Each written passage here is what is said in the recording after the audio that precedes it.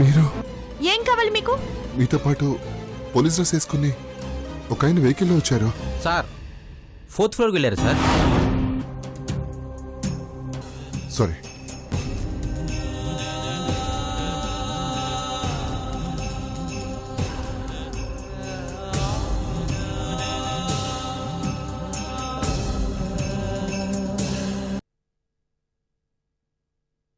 పొద్దున్న లేచి ఎవరి ఫేస్ చూసానో ఏంటో ఆ బ్రదర్స్ ఇద్దరికి బుక్ అయిపోయాడు.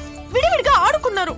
అయినా ఆ ఇద్దరికి అంత దగ్గర పోలికలున్నాయేంటి? ట్విన్స్ కి అలాగే ఉంటాయి. అచ్చుగుద్దినట్టు ఒకేలా ఉంటారు. ఫేస్ లో ఒకేలా ఉన్న క్యారెక్టర్స్ వేరుగా ఉన్నాయిగా. నేను చెప్తుందంటే మీరు మాట్లాడేదేంటి? వాళ్ళు ఎలా ఉంటే మీకెందుకే? వాళ్ళ వల్ల ఈ సత్య సఫర్ అయింది. దాని గురించి ఫీల్ అవ్వండి. అవునే, ఎన్ని కష్టాలొచ్చే పాపం నీకు. నీ కష్టాలు ఏ ఆడపిల్లకి రాకూడదే. I feel very bad. I'm also very bad. Over action ఆపుతారా? మీలాంటి వాళ్ళని ఫ్రెండ్స్ చేసుకోవడం నాది బ్రెయిన్ మిస్టేక్. యు మీన్ బుద్ధి పొరపాటు? అదే జరుగు. Please sorry. ఆపండి మీ రొమాన్స్.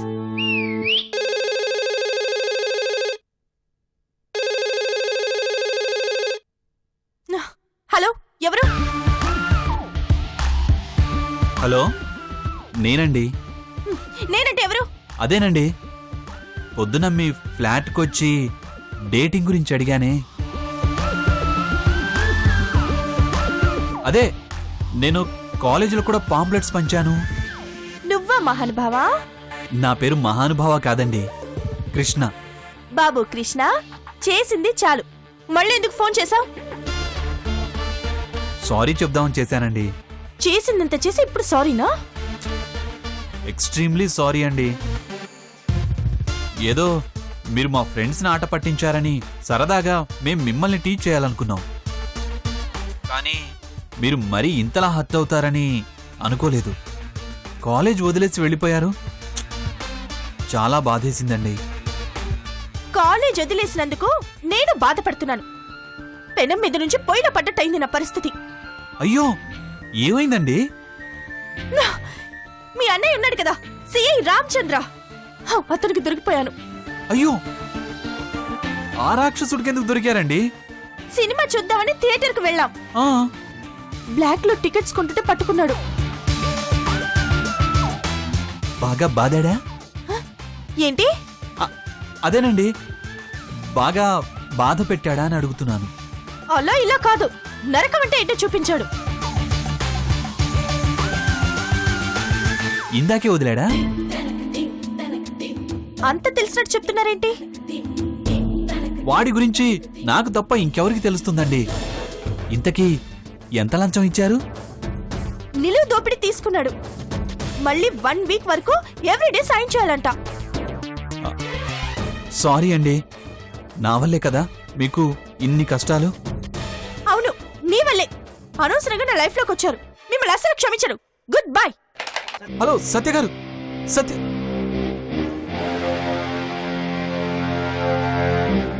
మాట్లాడుతుంటే కట్ చేసావేంటే? ఇప్పుడు ఇస్తాను చూడు. ఏంటే, తమ్ముడు కృష్ణ ఫోన్ చేశాడా? అవును, అన్నగారి తరఫున అత్తగారు సారీ అట. అక్కర్లేదని చెప్పకపోయావా?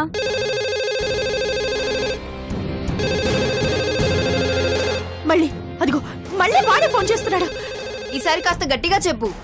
మళ్ళీ ఫోన్ చేయొద్దని కూడా చెప్పు. చెప్పవే, చెప్పు. సత్య,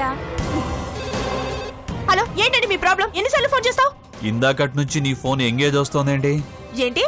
ఇందాకట్ నుంచి నీ ఫోన్ ఎంగేజ్ వస్తోందేంటి? ఎంగేజ్ వస్తుంది, లేదంటే ఏంటైనా వెళ్ళిపోతుంది. నీకెందుకయ్యా? నువ్వెవరు అసలు? రామ్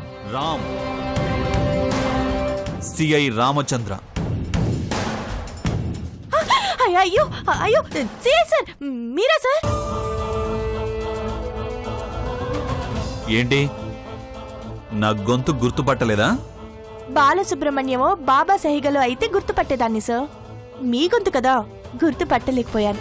ఏంటి, వెటకారమా? అదే లేదు సార్. ఇప్పటి వరకు ఎవరితో మాట్లాడుతున్నావు? అది మా ఇంట్లో వాళ్ళతో సార్. అప్పట్నుంచి వాళ్లతోనే మాట్లాడుతున్నావా? అవును సార్. మీ బాబు శాలరీ మొత్తం నీ ఫోన్ బిల్లుకే వాడుతున్నావా?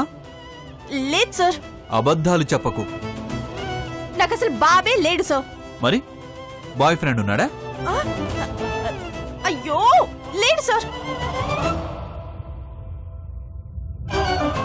నిజం చెప్పు. నువ్వు ఇప్పటిదాకా మాట్లాడింది నీ బాయ్ ఫ్రెండ్తోనే కదా? నీ బాయ్ ఫ్రెండ్ నా తమ్ముడే కదా? కాదు సార్. నాకు తెలుసు. నీ ఫోన్ ఎంగేజ్ వచ్చింది, వాడికి కాల్ చేస్తే వాడి ఫోను ఎంగేజ్ వచ్చింది. అంటే మీరిద్దరూ మాట్లాడుకుంటున్నారు.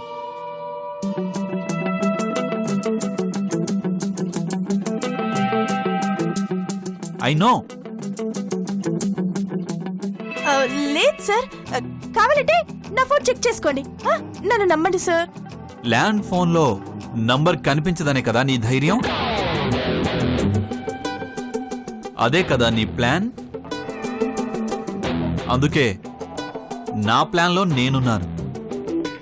ఓసారి వెళ్ళి డోర్ తీ. డోరా? డోర్ ఎందుకు సార్? తీ చెప్తాను.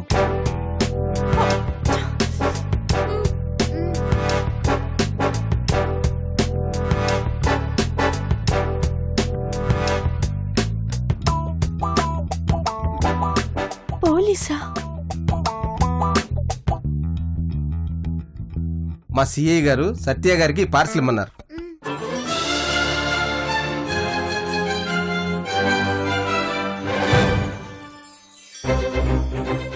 హలో. పార్సిల్ తీసుకున్నావా? తీసుకున్నాను సార్. ఓపెన్ చెయ్యి. ఓపెన్ చేస్తున్నాను సార్.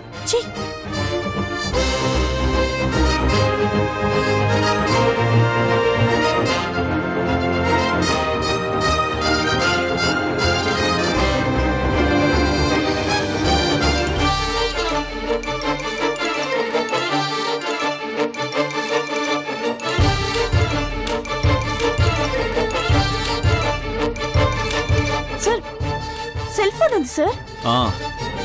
అది నీకే. నేను నీకు ఫోన్ చేయడానికి, నువ్వు నాకు ఫోన్ చేయడానికి మాత్రమే ఆ ఫోన్ వాడాలి.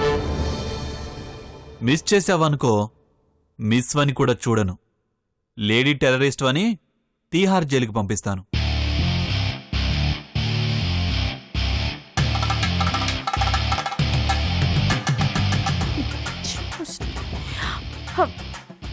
నా దగ్గర సెల్ ఫోన్ ఉంటే మా వాళ్ళకి నచ్చదు సార్. నేను కాకుండా ఇంకెవరో నీకు ఫోన్ చేయడం నాకు నచ్చదు. మీరు మాత్రమే ఎందుకు చేయాలి సార్? ఏయ్, మాట్లాడకు. చెప్పింది మాత్రమే విను. అన్నీ మీ వాళ్ళకు చెప్పే చెయ్యవు కదా? ఈ ఫోన్ కూడా అంతే. మీ వాళ్ళకు తెలియకుండా దాచుకో. అర్థమైందా? బాయ్.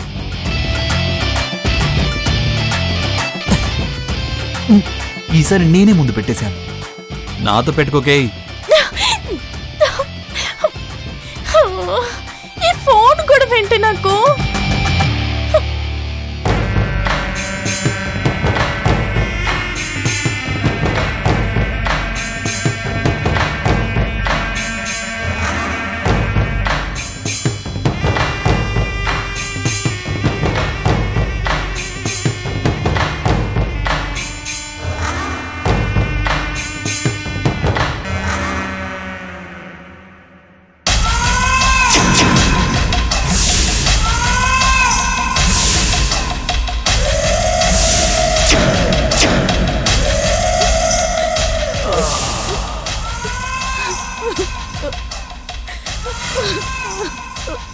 వయస్సు పచ్చని పొలాల మధ్య వెచ్చగా కోరిక తీర్చుకోమంది.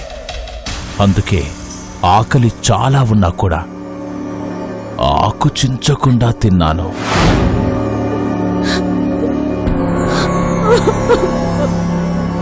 ఏ ఎందుకే ఏడుస్తున్నావు? కోరిక నాది, అనుభవించి అంతం నీది. ఇద్దరం సమానంగా అనుభవించాం కదా. ఏడు పాపి, కాముగా ఇంటికి వెళ్ళు. ఆగో, ఈ విషయం ఊళ్ళో ఎవరికైనా తెలిసిందో నువ్వే బ్రోతల్ కేసులో పట్టుబడ్డావని కేసు బుక్ చేస్తా. నీతో సహా నిన్ను నమ్ముకున్న ఫ్యామిలీ అంతా ఊరేసుకుని చావాలి. అందుకే నేను చెప్పినట్టు నోరు మూసుకుని వెళ్ళు. వెళ్ళు.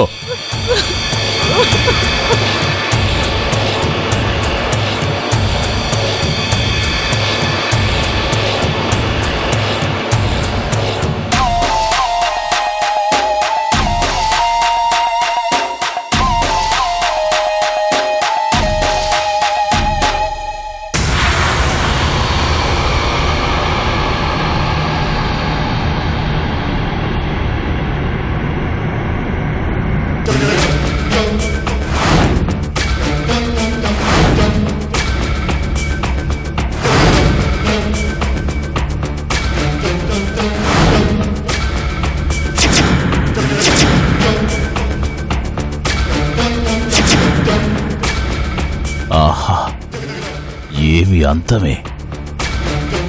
ఈ ఊరిలో అందరి అమ్మాయిల మీద కన్నుపడి నా కోరిక తీర్చుకున్నాను. ఒక్క నీతో తప్ప. నీతో ఆ క్షణం కోసం ఎంతగానో తహతహలాడుతున్నాను. ఇంతలా నన్ను వెంటాడుతున్న నీ అంతం ఒక్కసారి నా సొంతం అయితే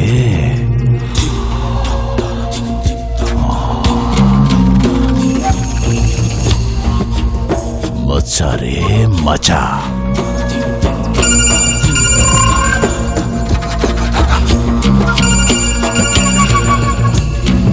వాట్ ఏ టైమింగ్ నాగమ్మ!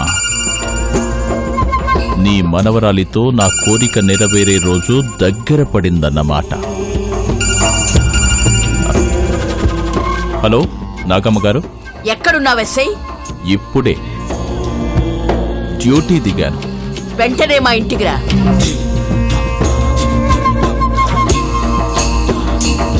అంటే డ్యూటీ చేయడానికేనా? అంటే యూనిఫామ్తో రావాలా లేక క్యాజువల్గా రావాలా అని? ఎలాగోలరా, కానీ తొందరగా రా. బయలుదేరుతున్నాను. ఉంటాను.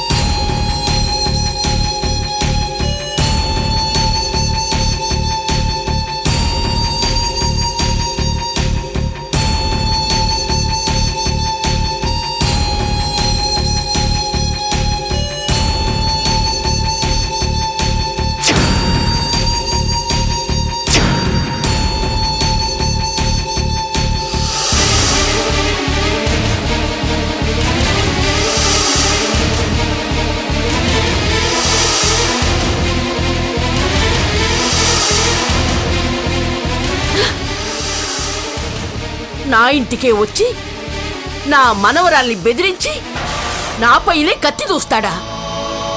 వాడి గర్వం మొత్తం దించాలి, పీచమడచాలి.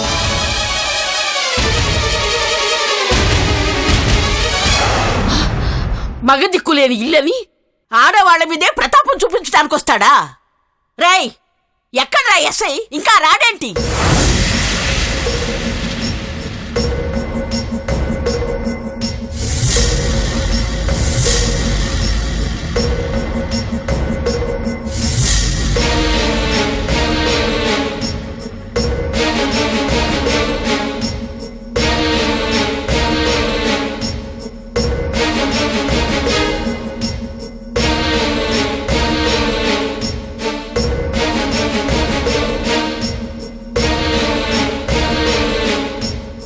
నమస్కారం నాగమ్మ గారు. ఎప్పుడో ఫోన్ చేస్తే ఇప్పుడా వచ్చేది? మా డబ్బుకు రెస్పెక్ట్ తగ్గిందా లేక ఆ ఫ్యామిలీ వైపు పార్టీ మార్చావా? నేను పొలిటీషియన్ని కాదు నాగమ్మ, పోలీసోన్ని. ఎలా పడితే అలా పార్టీలు మార్చను. విషయమేంటో చెప్పండి. ఆ బంగారాజుగాడు తప్ప తాగి కత్తితో మా ఇంటికొచ్చి గొడవ చేశాడు.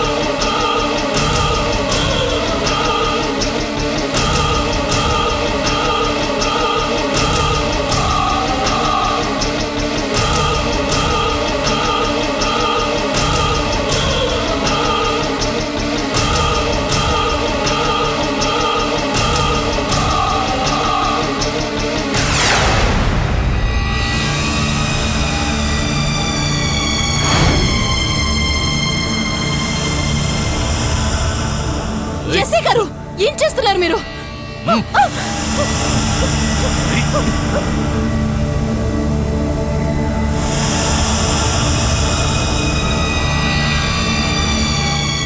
గబ్బర్, నిన్నే ఏం చేస్తున్నావు?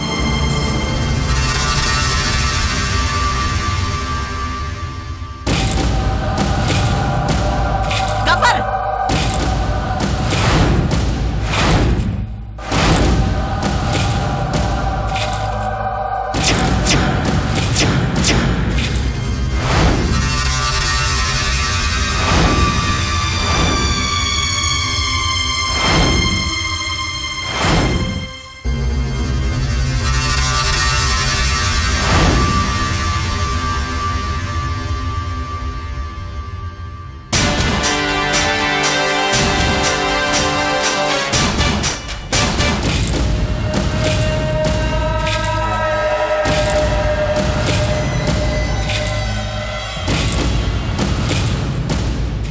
ఏయ్ గబ్బర్, ఆగక్కడ. ఏం చేస్తున్నావు? నీకేం చెప్పేది? ఏయ్ గబ్బర్, ఏం చేస్తున్నావు? నీకేమైనా పిచ్చి పట్టిందా? పిచ్చి నాకు కాదు నాగమ్మ గారు, ఆ చక్రవర్తి ఫ్యామిలీకి పడుతుంది.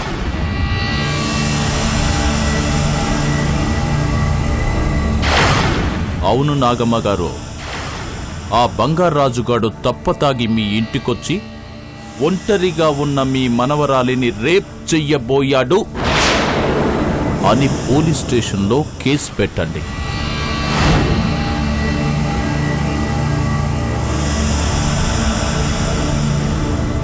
ఎందుకంటే మీ రెండు కుటుంబాల మధ్య గొడవలున్నాయని ఊరందరికీ తెలుసు. ఆ గొడవల కారణంగానే కక్ష కట్టి ఎవరూ లేని టైంలో మీ మనవరాలి మీద అత్యాచారం చెయ్యబోయాడని చెప్పండి.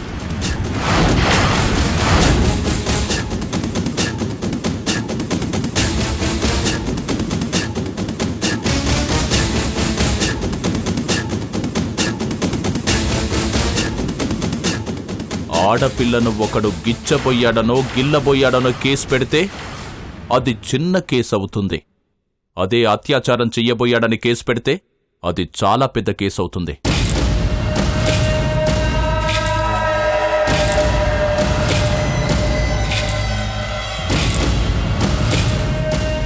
ఈ మధ్య నిర్భయ చట్టం కూడా వచ్చింది. ఆ కేసు కింద వాణ్ణి బుక్ చేశామంటే జీవితాంతం వాడు జైలు గోడల మధ్య ఉండాల్సిందే. దీంతో ఆ చక్రవర్తి గాడికి పిచ్చెక్కుతుంది.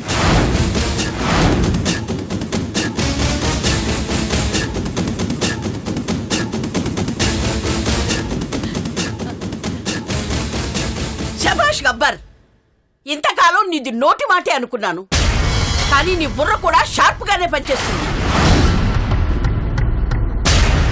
వద్దు పిన్ని గారు, వాళ్ళ గురించి ఆలోచిస్తే మన పిల్ల జీవితం నాశనం అయిపోతుంది. ఏయ్, జీవితాలు చక్కదిద్దుకోవడానికో జీవితంలో సుఖాలు అనుభవించడానికో మనం లేవు. మన లక్ష్యం ఒక్కటి, ఆ చక్రవర్తి ఫ్యామిలీ రోడ్డున పడాలి. గబ్బర్, నువ్వు కానీ. అలాగే